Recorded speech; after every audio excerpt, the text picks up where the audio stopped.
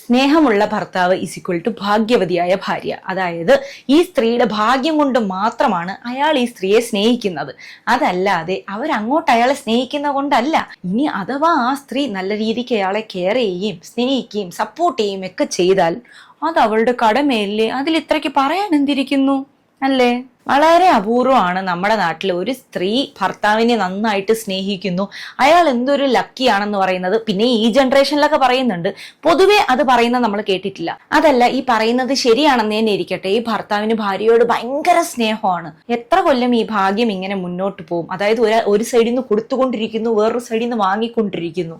ഇതെന്തേത് charity സർവീസോ? ഇങ്ങനെയാണ് ഒരു ബന്ധം പോകുന്നതെന്നുണ്ടെങ്കിൽ അത് ഒരുപാട് കാലം പോകാൻ പോണില്ല. അതല്ല, രണ്ടുപേര് ഒരുപാട് കാലം സന്തോഷത്തോടെ മുന്നോട്ട് പോകുന്നുണ്ട് എന്നുണ്ടെങ്കിൽ ഉറപ്പായിട്ടും അതിൽ രണ്ടുപേരുടെയും പങ്കുണ്ട്. അങ്ങനെയാണെങ്കിൽ നമ്മൾ ഒരാളുടെ സ്നേഹത്തെ മാത്രം ഗ്ലോറിഫൈ ചെയ്യുന്നത് ശരിയാണോ?